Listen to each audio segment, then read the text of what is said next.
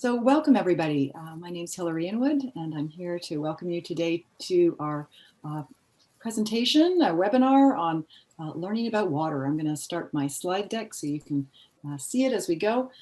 Very happy to welcome all of you. We've got lots of people from the Toronto District School Board in the room today. We've got lots from OISE. Those are our two main audiences, but if you're not part of either of those audiences, we welcome you as well. We love having a really wide variety of people in our webinars. This is our first one of the new year, and we'll be having lots more moving forward. As part of this, we offer these, I'm a lead of Environmental and Sustainability Ed at OISE, but we offer these in partnership with the TDSB Eco Schools program, and I welcome two of their members of the team. Jen Vetter is with us in this webinar today, as is Chris Metropolis. So nice always to have you both here. I also welcome my colleague Elise Kennedy, who helps to coordinate these on the OISE side. So with that in mind, we're going to get underway. There is an entrance poll. If you're just entering the room now, please take a few minutes. So it really is helpful for us to know who's in the room with us as we do these webinars. This is the overview of what you can expect over the next hour. We have got a land acknowledgement to begin. We've got a key question about what does water look like as part of Ecojustice Education, which has been our ongoing theme over the course of this school year. And we're very happy to introduce both Farah and Velvet into this space today. Thank you so much for joining us. I'm going to introduce you separately as I introduce your part of the presentation, if that's all right. And then at the end, we've got some really exciting news about upcoming events and conference, so I'm hoping you'll stick around for that at the end as well. We always start these sessions with an artistic land acknowledgement. We like introducing the work of Indigenous artists alongside the traditional land acknowledgement from the TDSB. This is the work of Isaac Murdoch, and I've very purposely chosen Isaac. Not only is he a water champion, which is a great way to start off today's session. He's a storyteller, he's an artist, he's an environmental activist from Serpent River First Nation, and he's from the Pike Fish Clan. He grew up in the traditional lifestyle of hunting and fishing on the land, and he spent much time with his grandparents and other elders learning stories and traditional practices. He's a student of the Ojibwe culture and language, and he currently lives, now I'm going to try the pronunciation here, Nimki Ashkibigkong, I hope I've done that justice, which is a language and cultural community in Northern Ontario. He is known for his activism around water, and so I'm really pleased to be able to introduce you to his work today. He's also going to be one of the keynotes at the conference I'm going to introduce you to at the end. So that's your teaser for later on in this presentation. Now, with that in mind, I would like to introduce you. I'm going to stop my share at this point to Farah Wadia, who's going to be our first speaker. We're really pleased to welcome Farah, excuse me. That's okay. Farah, I know you well, and I can't believe I got your name wrong. Farah is one of our two presenters for today's session. She's a grade 7-8 teacher at Agnes Maffei PS in the Toronto District School Board, and she's one of our environmental education specialists who has come through the OISE AQ program. She finished that in 2016. She was one of the first group through. Farah's class received the 2015 RBC Evergreen Watershed Champion Award for their inquiry on water, and she really believes firmly in providing her students with opportunities to lead and create change as stewards for our earth. So with that, Farah, welcome.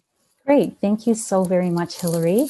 I'm really honored to be here, and thanks to everyone else joining us tonight for our webinar. I'm really excited to be able to share with you my journey with inquiry with regards to water in the intermediate grades and what that looks like with eco-justice issues, both locally and globally.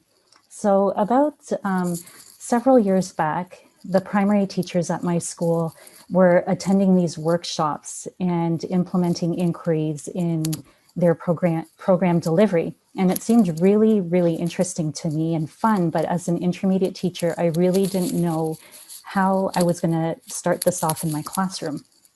I was worried about having enough time to cover the content for both grade 7 and 8s. And, you know, the most exciting thing I did was write letters to various oil companies or test different water samples with pH strips. So it was pretty boring.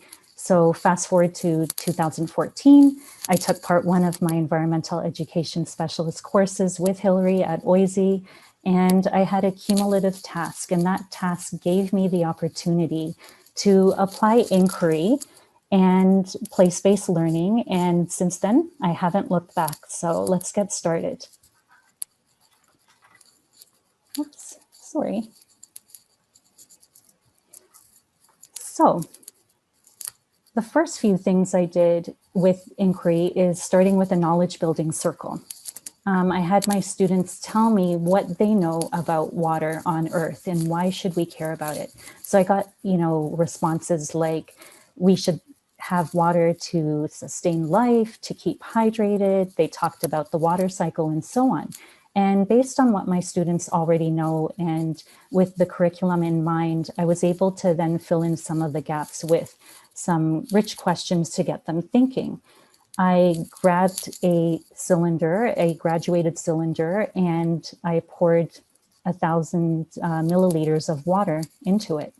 And most of the kids knew that 97% of water on Earth is salt water. So then we talked about that other 3%. Where do we find it? Is all of it accessible? And so then I took a pipette and put a few drops into another container, and I showed them that less than 1% of the Earth's water is fresh water that is accessible to us. It's not frozen, it's not underground. And that raised a flood of questions, and basically our inquiry developed from there. So here is where EcoSparks comes in. We had an amazing opportunity to work with EcoSparks in Morningside Park, and we did a stream study in the Highland Creek. This allowed students to learn about benthic macroinvertebrates, and EcoSpark was amazing in giving us all of the lesson plans ahead of time. And then once we went to the actual stream, the students were able to get in the water, collect benthic microinvertebrates, and then sort them into ice cube trays, which then they used to determine the health of the stream. Now, what was really interesting at that time was that we found hundreds of BMIs, and when we plugged in all the data into the database that EcoSparks provided us with, it seemed that the health of the stream wasn't so bad. Now, at that time, I was still taking my Part 1 AQ course at OISE, and I had a chance to chat with one of my friends who is a high school teacher.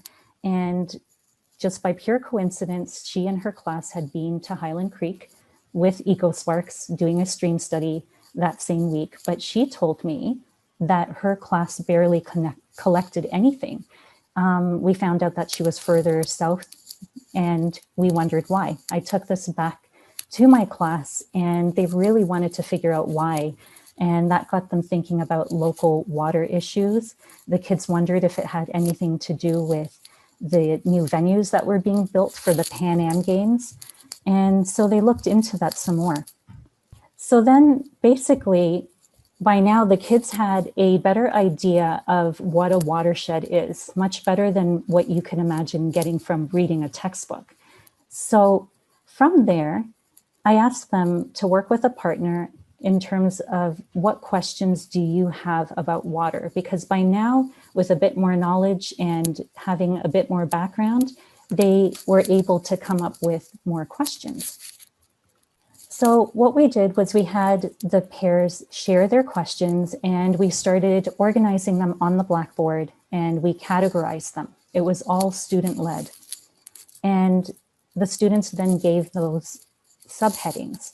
And from there, I was able to take that and create plans. And I have to say, because it was student-led and the questions were so authentic, the kids were really engaged, and we were able to cover the curriculum, something in the past I was always worried about in terms of doing an inquiry.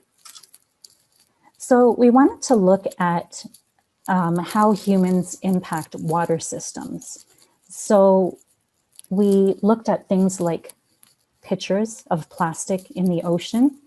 And I used technology. As you know, with older students, you kind of have to have a hook, and technology is the way with these guys.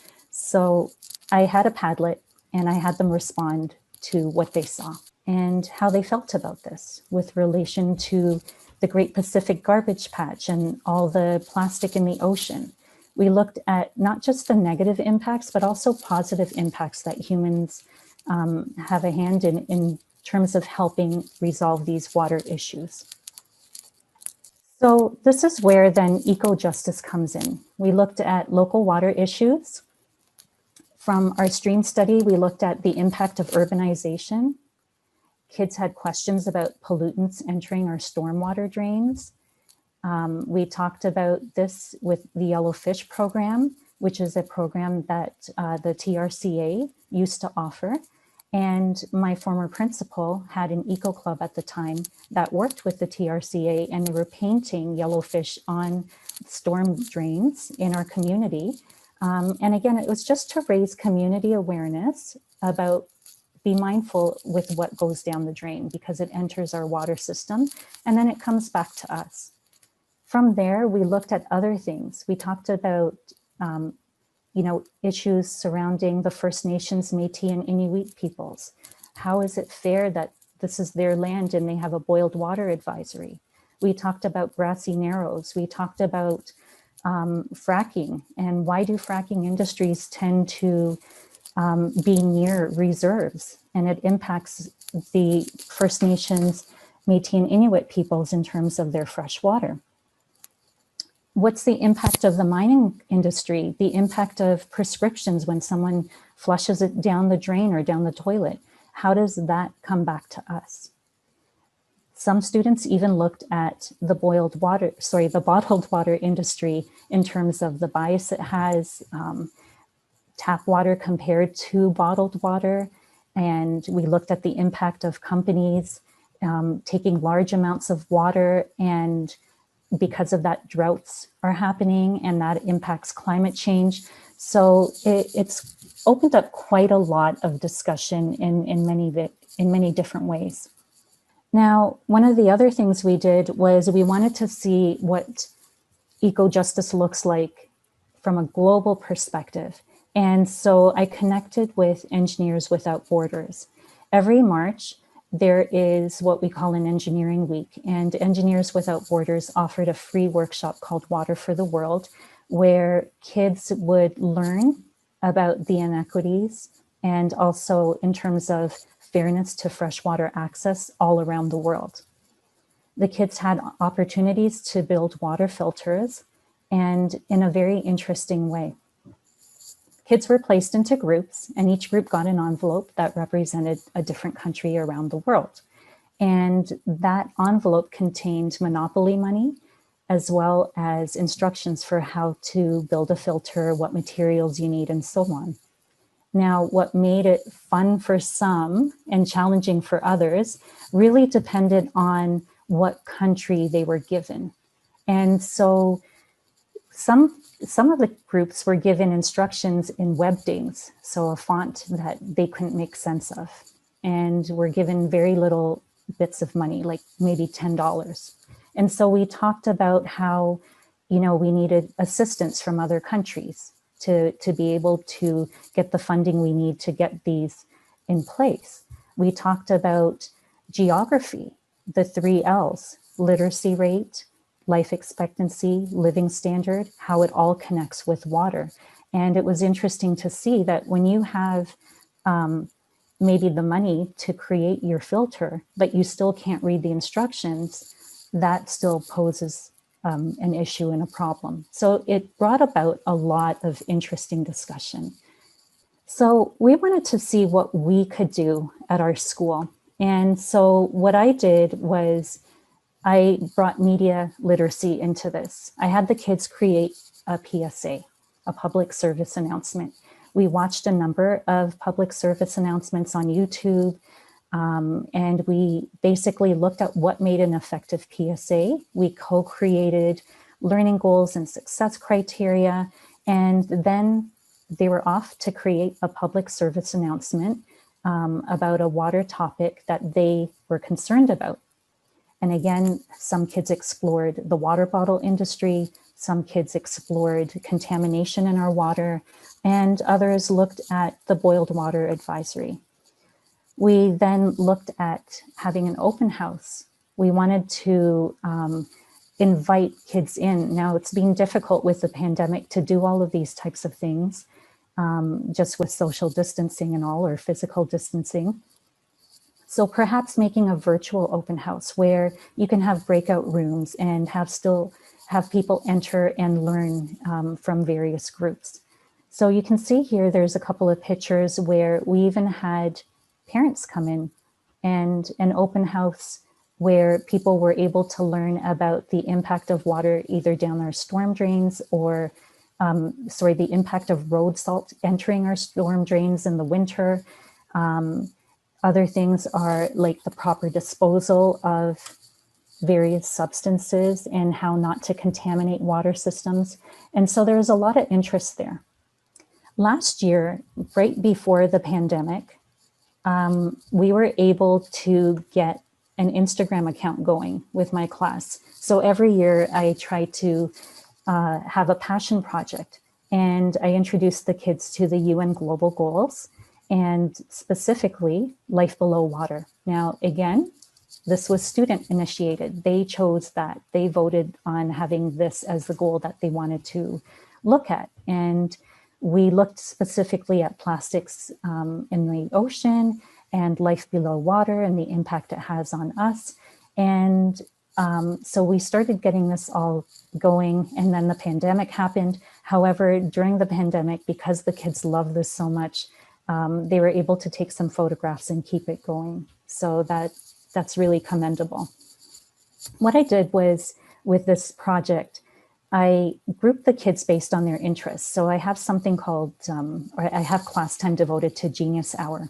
So follow a passion or an interest that you want to improve on. Some kids wanted to be better at photography. Some wanted to learn how to write a blog, and some wanted to learn how to have a podcast. So with each of those, I was able to group kids into different media types of groups, and each took on a part of the project and made it fun and engaging for all of us to participate in. And I have to say, it's really rewarding because the opportunities are endless, and because the kids are leading this, they're super excited to learn, and it motivates them.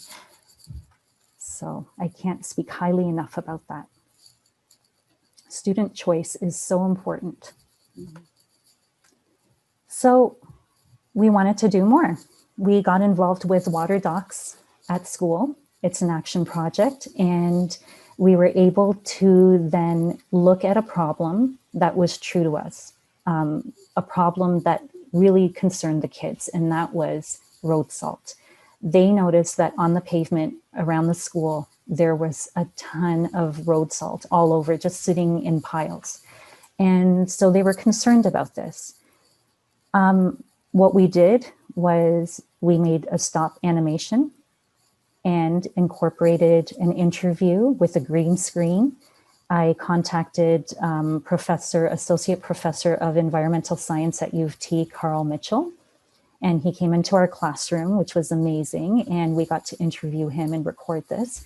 And we created a short documentary, which then in the spring, all of the participating schools got to attend the Ted Rogers Hot Docs Cinema, and we met the Water Brothers, Tyler and Alex Mifflin, and it was just an amazing project and experience to be a part of.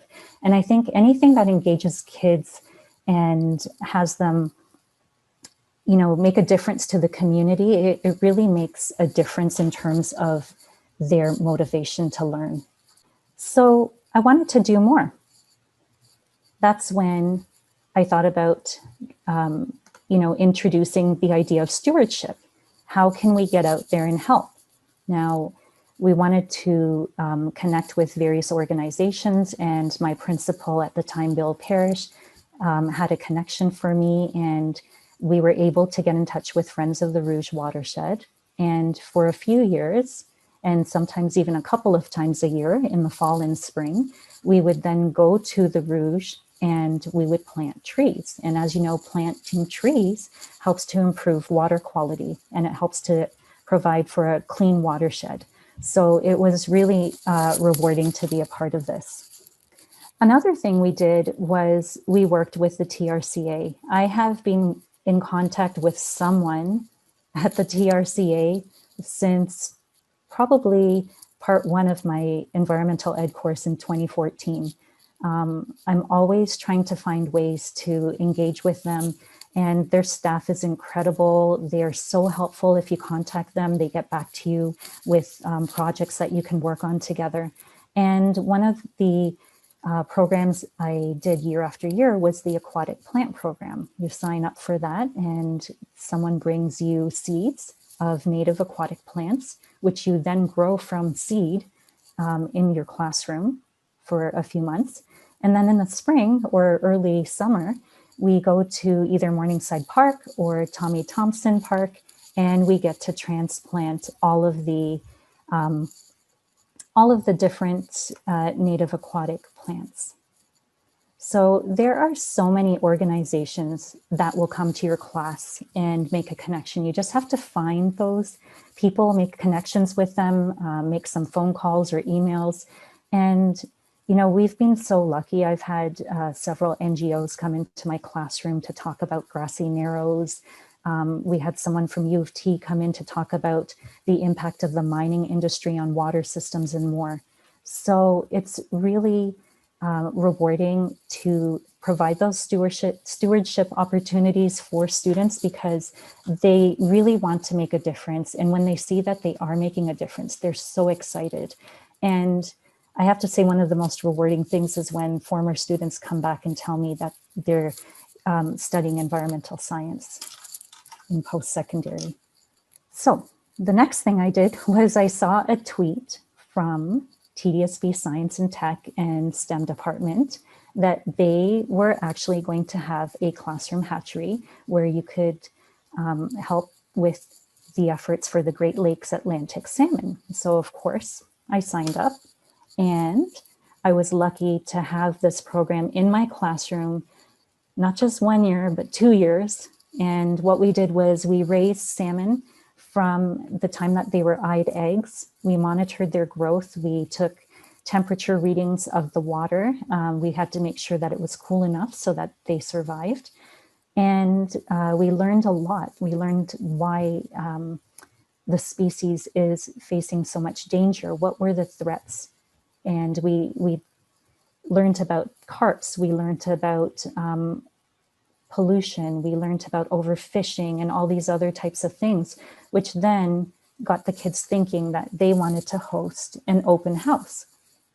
We created posters and we had little presentations that we were able to then have kids move around to and learn from. They learned about the life cycle of the salmon. They learned about the threats that they're facing, but more importantly, what can you do at home to help conserve water or to make better practices with your use of water? Sharing things like digital water footprint calculators and having them complete it with their family. You know, this just opened a lot of discussion for our Eco Club as well as our classroom to see what can we do to make a positive impact. And of course, like I said earlier, the kids love technology. What they probably didn't love so much was the amount of work that went into this, but I basically had them use coding. So this is how I brought math in way back when, in terms of coding. And they were able to research the salmon life cycle. And based on that research, as well as the threats impacting their survival, they created video games. And then we had another open house for the kids to come by and try out all of these different video games. So it was a lot of fun. In the spring, we went to Duffin's Creek to release the salmon when they were fried. And in my second year with this program, I contacted Audra Brown at City TV News, and we were featured on the news that day when we took turns releasing the salmon. So it was awesome. It was so much fun. And the kids love it. I mean, these are memories that they're going to have for a lifetime. And you can't get that from a textbook. Sarah, there has been a question in the chat about Yes. how long was this whole program? It sounds like it would stretch over the entire school year. For the salmon hatchery? Well, either for the salmon hatchery or for some of the other components. Oh, actually, I tend to have my water systems unit in the fall, and throughout the year, I'll bring it up because, you know, in March you have water day basically. And so it comes up throughout the year whenever I'm able to have that. Now with the salmon or the salmon hatchery, that program began in January. And then by, I'd say May or June is when we would release the salmon in Duffins Creek. But yeah, but typically I like to start in the fall because I teach grade 7-8. I'm in a small school and I'm the only 7-8 teacher. So I try to blend my ecosystems and water systems unit at the beginning of the year. So it allows for us to get out there and visit our local watersheds if it's possible. Now, the other thing I was going to say is, like I mentioned earlier, making connections is so important. I've made a connection with the Toronto Zoo through the Aqualinks program and the Great Lakes program. Last year, just before we had the lockdown in the spring, I was involved with being a part of the committee that was starting up a Great Lakes Youth Council. So that's very exciting. I can't wait to see where that goes once everything's back up and running. They have amazing documents out there for water systems units where you can just take lessons right out of there and try them. You know, you can tweak them for whatever grade that you teach and make it work for your classroom. They also have a program called Blue Schools where you can register. I've had lots going on, I'll be honest, so I've never fully participated in the Blue Schools, but I really want to. It's an excellent program where, again, the kids are mindful of their own use of water, conservation of water, etc. They have a number of different activities to do in the school to raise awareness and create change. And at the end of it, they get a certificate to say that they are a blue school. Similar to the idea of an eco school, but specifically to water conservation and sustainability. That's it.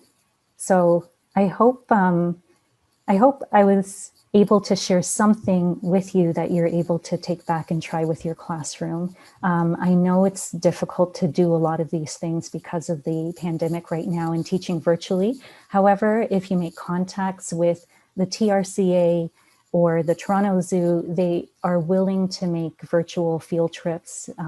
They're willing to pop into your Zoom lesson and work with you on some activity. Farah, that's absolutely phenomenal. Yeah, I see Val. Big round of applause and joining that too. Unbelievable what you've been able to accomplish in your classroom. It's really impressive. I have to say, having that environmental education specialist at OISE with you, with Pam for part 2, and then Susan for part 3, honestly, I've become a stronger teacher. I've learned how to integrate place-based learning. I've learned how to, you know, bring the environment and eco-literacy into almost anything I do. And again, it's just so much more engaging for the kids. So.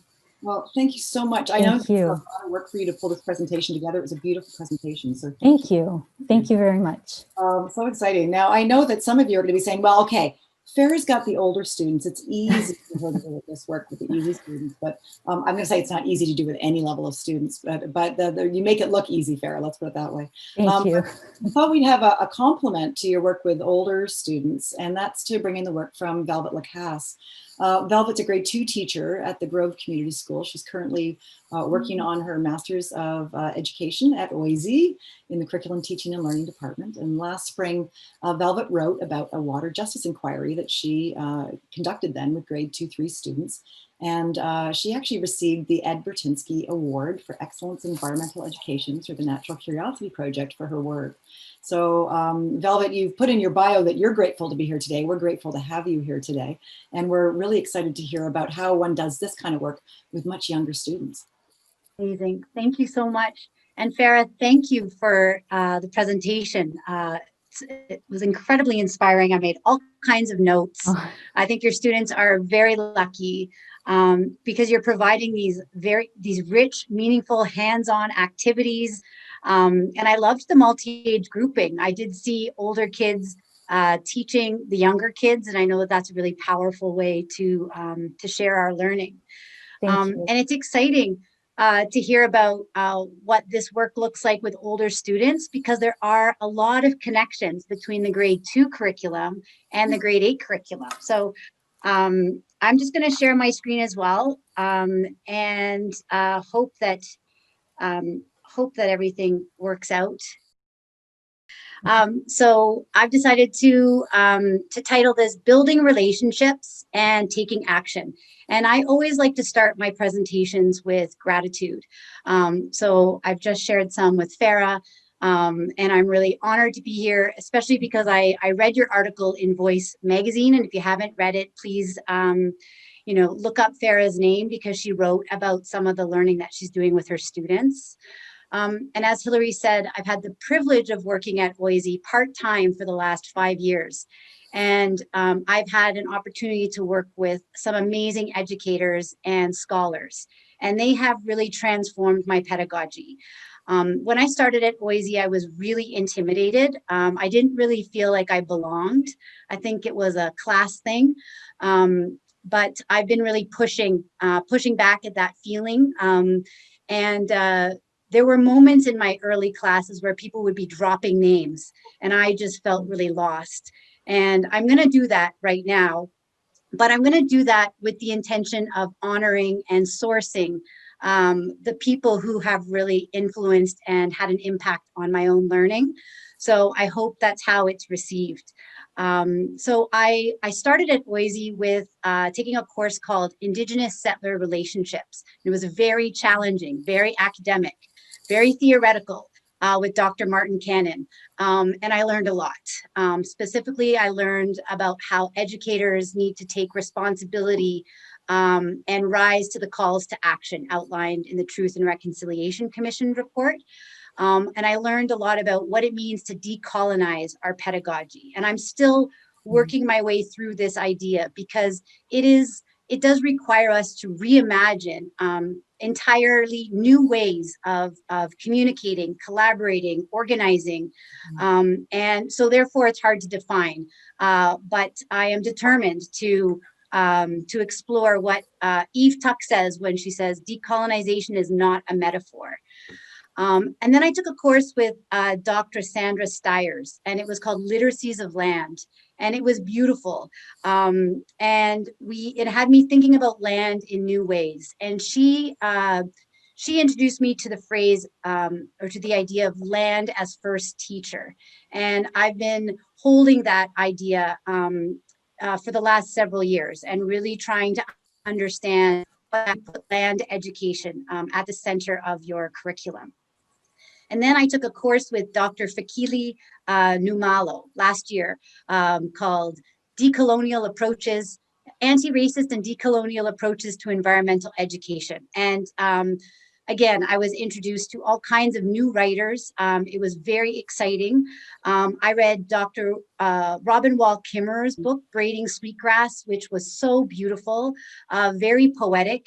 And she uses a term called more than humans, which I've incorporated into my language, which sort of references this idea that, we live in a colonial sort of colonial approach, which puts humans at the center. And she's really challenging us to put more than humans at the center, and to recognize our relationship, which is reciprocal, and and also to express gratitude.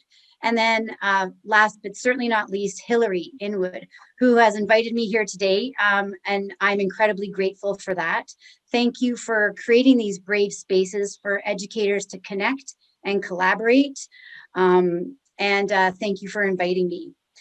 In addition to professors at OISE, I've also had the opportunity to work with Indigenous writers and earth workers, such as Doug Anderson and Joss Two Crows Tremblay. So I just wanted to, again, not to just drop names, and prove that I'm spending a lot of money on my graduate degree, but also to honor all of the teachers who are all around us, and to give thanks to the impact they've had on my teaching. So who am I? Where do I teach? I'm an elementary teacher. All of my teaching experience has been with primary students. I've been at an alternative school in the West End of Toronto called the Grove Community School since it opened in 2009. It is a public alternative school with a focus on implementing the Ontario curriculum through equity, social justice, and environmental and community activism. The school community is progressive, political, active, privileged, and predominantly white, including almost all of the educators who teach there. And as an anti-colonial educator, I have engaged in some deep critical reflection, especially being at OISE. And some of the questions I am still wrestling with are, what does water justice curriculum look like in a privileged and predominantly white school community? How might white educators center the experiences of Indigenous and racialized communities without reproducing inequities, othering, and/or reinforcing us versus them perspectives? So these are important questions, and I encourage all educators to join me in these critical and courageous conversations. So you'll hear, I love to write. I've actually written all these notes. I hope it doesn't sound too much like I'm reading my writing, but I did want to just write down my ideas. I also wanted to acknowledge and invite you to think about where you are in your journey. This is one of my students, Lote, who recently created this water cycle poster, because I wanted to invite you to think about where you are on the water cycle in terms of your own journey through inquiry and through eco-justice. Are you at the collection stage where you're attending webinars and gathering resources and thinking about ideas? Are you evaporating, heating up, transforming, rising, and trying new things? Are you in the condensation stage where you're building ideas and joining and finding community and other allies and working together to form lessons? Or are you in the precipitation stage where you are raining and snowing and, falling, which sometimes feels like flying? So I would acknowledge that I am in the precipitation stage of my learning journey, but always transforming, always moving and changing. So I've been actively learning how to center Indigenous perspectives, knowledges, worldviews, and stories of resistance throughout my curriculum. So this integrated water inquiry is one example of what eco-justice pedagogy might look like in grade 2. So you'll hear a lot of theory and practice kind of moving together. And so that I feel very grateful that I've had the opportunity to learn some theory and also the opportunity to implement it in practice. So as I learn about how I can support Indigenous sovereignty and actively disrupt settler colonialism, I'm coming to know that some of the most powerful work I can do is build relationships, to make connections, and to acknowledge land with respect. So in this photo, we start every day outside, which is great. And we were doing this before the pandemic, and we've been doing it, I've been doing it as a smaller circle during the pandemic. We begin outside, we take a few deep breaths together, we pay attention to the land, which includes plants, wind, animals, water, soil, all around us. We notice the clouds, the mist, the frozen puddles, and we share our observations with each other. We honor the original caretakers of land. We practice gratitude, which is a radical act, and we promise to take care of the land as part of our responsibility as treaty people. So my approach to land education is to honor and celebrate and strengthen the relationships that children have with their natural environment, which includes the urban setting. So we all believe that inquiry-based learning that's grounded in love and wonder can support children to be curious and critical thinkers. If children feel a strong connection to the land, they might also feel responsible for taking care of the land and each other. We started our water justice inquiry with an idea that I learned about in the first edition of Natural Curiosity. In September, we started our school year by sharing samples of water that families had collected from different water sources that they encountered during the summer. Every day, one student shared what they love about water and told stories about the water they had collected. And we wrote about every experience. So this act of storytelling helped to connect us as a community and created a shared intention of learning from and with water. So these are some posters in our classroom, and you'll notice 2 baskets with I notice and I wonder. We'll come back to those water samples. We are a community of co-learners, and I like trying to engage families in that learning process as often as possible. So when teaching decolonial water pedagogies, I'm learning it's critical to include the lived experiences of all students and to recognize the complex and multiple meanings of water that are cultural, emotional, social, political, spiritual, and experiential. We shared our knowledge about what we love about water in different ways. So during MSI, which stands for Math Science Investigations, I asked students to build and create structures that connect to water. And I used inquiry cards. So here's some examples. So Henry made a machine that turns salt water into fresh water. After building our structures, we write and draw about them. Another student built a hydroelectric dam. So I also used inquiry cards, very much like what Farah did, to document what students already knew about water and also questions they wanted to explore together. So not only did these questions provide me with important diagnostic assessment, but they also are helping to guide our inquiry throughout the year. So you can see some of their ideas there. Velvet, I'm shocked that one of them says that water is life. How do they know this at such a young age? Wow, that's impressive. Yeah, I mean, I think, these are ideas we hope we've been talking about for a few years. I know there is a poster in our classroom as well, and that might be part of it. But yeah, I think it's exciting as well. And it's important to know that that's where they're starting from, because you can really build and make connections to those ideas. So I've also color coded these inquiry cards. What do you want to know about water? So one of the things I'm learning is that it's really important to build relationships, not only with family, but also with community members, and to reach out and wherever possible, bring in Indigenous earth workers or scholars, artists, activists into the classroom to share their learning, to share their knowledge, because we know there's power in telling our own stories and our own voices. So obviously this is not always possible, but when it's possible, make it happen. So on November 10th this year, we participated in a workshop with Joss, Two Crows Tremblay, and Faye Mullen called Water is Life. And we have an outdoor learning space at the Grove called the Rainbow Garden. And throughout this workshop, we learned many important lessons about land and language, connection and community, technology and teachings. And it was a beautiful morning. We gathered in a circle. We welcomed our special guests with the song Funga Alafia. Archer Pichawis, who's a Grove parent, joined us and shared songs and drumming. We offered tobacco and gratitude for their teachings. And after the workshop, I asked the grade 2 students to document their new learning on inquiry cards with the prompt, "Now I know." So Joss taught us the many strong connections between language and land. We learned about the Indigenous roots of many words spoken in English. Now I know that Toronto is pronounced in many different ways, said Saul. That Lake Ontario in the Indigenous language is Lake Handsome Lake, said Dioma.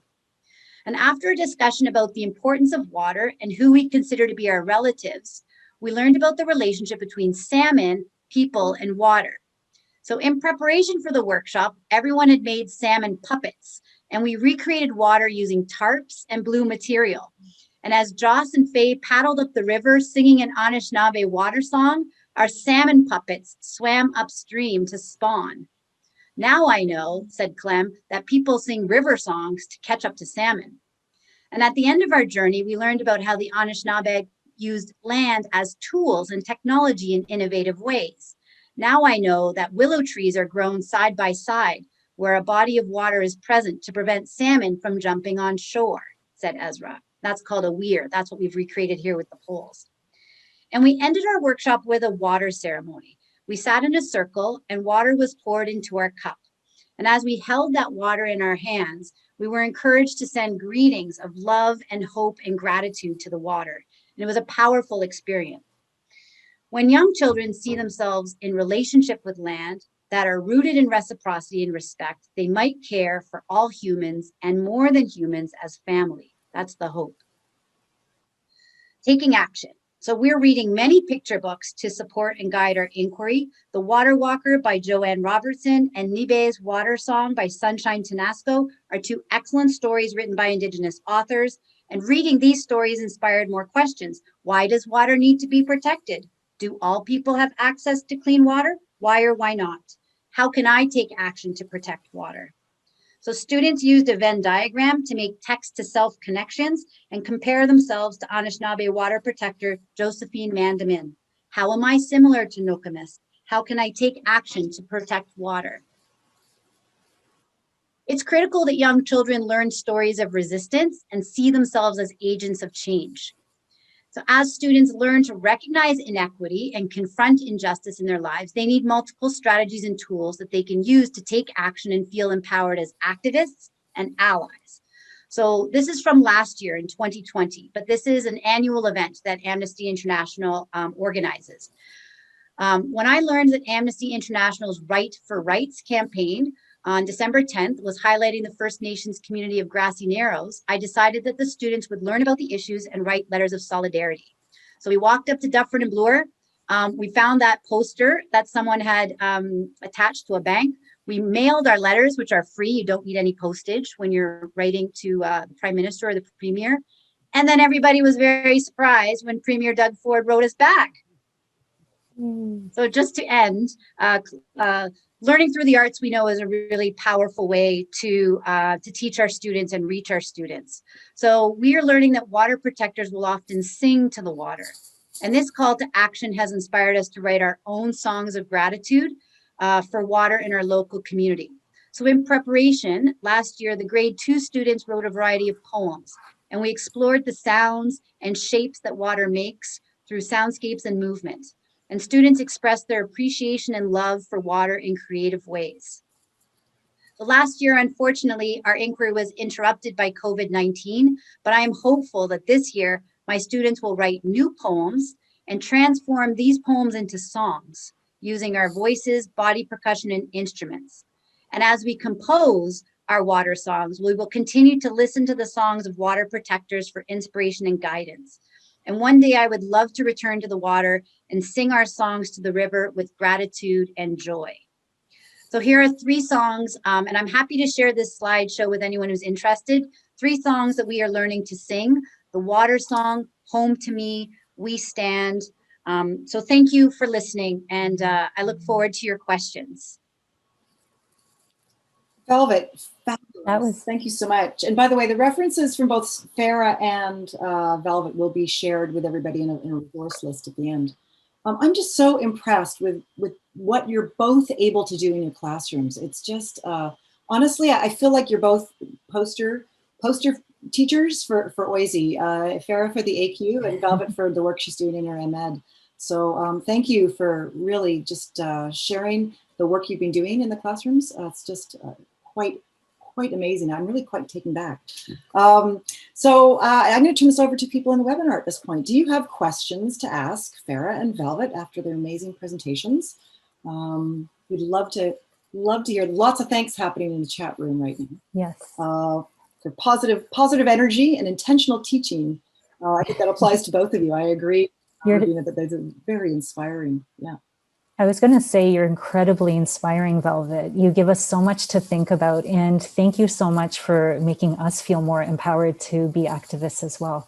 It's incredible to see what you're doing with the young ones. So thank you. I also feel like you just, you know, I know we're here to talk about water education and environmental education, but I feel like you're both just such wonderful models for teaching generally, for putting students at the center, for using an inquiry-based approach, for allowing students to spill their learning right out into the communities, and for really showing students that they can be activists from very young ages, that they can help to make the world a better place. So I just, I wish both of you could be sort of cloned and taken right across school boards across the country. Jan Thank points you. out that it's wonderful to reinforce that the message that we have is to take care of the land and that it's the first teacher. And I completely agree with you, Jan. I think both of these teachers have fully modeled that, which is fantastic. Gigi sends along her thanks and compliments in the chat as well. And Maddie says, I wish you were both my teachers. Actually, I had the same reaction, Maddie, that I thought, where were these two when I went through school? Okay, yeah, I'm a lot older than both of you, but where were you? I would have loved to have been in your classrooms as a child and as a youth. Are there any questions? Thank you. Or does anybody else want to share their stories about water education? We'd love to hear others. I know that report cards have just finished this last week, and my guess is some of the teachers in the room might be feeling a little worn out from that process. I think, Farah, you said Yes. report cards are still coming up for teachers who are teaching in the virtual school. That's right. I think the virtual school had their deadline for LC3, but ours are due next week. Some have them due this week. Yeah. I know that many of the teachers in the room with us today, Linda Ryan's just popped her thanks into the chat. And she said earlier, these are all teachers who are doing water education of different sorts in their own classrooms, and also ones who have been engaged in our environmental ed AQs. So pleased to see that you're still here as learners. How impressive is that? Velvet, I think you had your hand up. Yeah, I see there's a question in the chat about how do we encourage teachers to embrace exciting projects.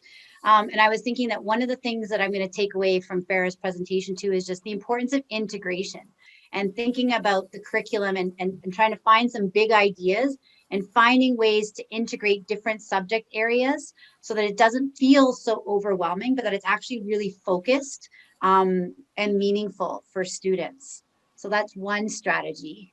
Well, I think you both modeled that so beautifully. Velvet, I'd love to see at the end, you put a real emphasis on arts-based learning and bringing that into what is traditionally a sort of science-based area. So that notion of integration was really clear in both of your presentations. I also had one more thing. When Farah was talking about Engineers Without Borders, I worked with them 1 year as well, which was exciting because they had a mentoring program for teachers. And I learned that March was engineering month. I didn't know that. But I also connected with Queen's University, which has a program, I think it's called Aboriginal Access to Engineering. I hope they've updated that language. But I invited a guest speaker to come in. I was teaching grade 3 at the time. And I did a whole project on the first engineers, I called it, Indigenous Innovations in Engineering. And making really clear connections between ways that people have accessed the land for tools and technology in really innovative ways. Just another strand. And Brian's just flagged the resource lostrivers.ca, which is such a great resource, Brian. I'm glad that you brought that up as part of this. Have either of you used the Lost Rivers website? I am aware of it and I know that it exists. However, I have not really delved into it, but it is very interesting to know that there are so many rivers that used to flow beneath us. And there are even Lost River tours and hikes that you can take and someone will go through it with you. So it is something that I do want to actually try. Wonderful. And Gigi said in the chat that she actually has used the Lost River website. Nice. And Velvet, have you used it? No, not yet. I also just wanted to give a shout out to someone I met through you, Hillary, who I think is here, which is Erin. She created a virtual field trip for me as one of her assignments for your class, where she around the Humber River. So I just wanted to say thank you because we have to use technology in new and creative ways, but virtual field trips are full of possibilities. So thank you, Erin. I will say to Brian that I have used the lostrivers.ca, and we did a whole program with Adrian Rigler, who's an amazing teacher who does water education at Ryerson Community School, the TDSB K-8 school near Kensington Market. And we used that to inspire not only a field trip around the neighborhood to look for the lost river that flows near there, but also it inspired an entire mural in the school, which is really beautiful. So there's lots of ways you can bring that kind of learning right across the curriculum. With that, I think we're going to wrap up our webinar for today. Can I ask you to join me in thanking Velvet and Farah for just a wonderful learning experience? And I really encourage all of you to take some of their ideas and to try them out in your own classrooms, whether they are in person coming up, or online at this point in time. So thank you, Velvet. Thank you, Farah. And I'm just going to flip my screen back up again at this point, because what I would like to do is just to put a plug in for some upcoming events you should be aware of. We've just launched the registration for our very exciting conference that's coming up, Exploring the Nature of Cities, which is focused on urban environmental education. Both of you have been wonderful exemplars of urban environmental ed, of what you can do to connect students to their understanding and deepen their understanding of the natural world. So we really hope you're going to join us for this. If you are a TDSB teacher, there are subsidies available. Information will be coming to you shortly via Jen and Chris at Eco Schools. So hold tight for that, because you will be subsidized to attend this conference if you'd like to. And for OISE students, there is a discount for students, a student rate. So we would really welcome anybody to attend this. This conference is a national conference in environmental education. And it's the first time that the ECOM, who is one of the partners, along with OISE, along with Eco Schools Canada, along with TDSB Eco Schools and the Natural Curiosity Project, all of us have partnered to offer this conference. And it's the first time this national conference is being offered online. So we're really excited to just open the doors on that as of today. And a huge thanks to Elise Kennedy, who's in this webinar, for all of her coordinating work on that. We've also got lots of free webinars coming up. I'm going to lead the next one on autistic approaches to a just recovery. And we're going to actually invite and extend a really broad invitation for people to participate in our annual environmental art installation. It's going to be a digital installation to start this year, all focused on notions of a just recovery. And we would love for you to participate in that. So please come and join us on February 11th for that one.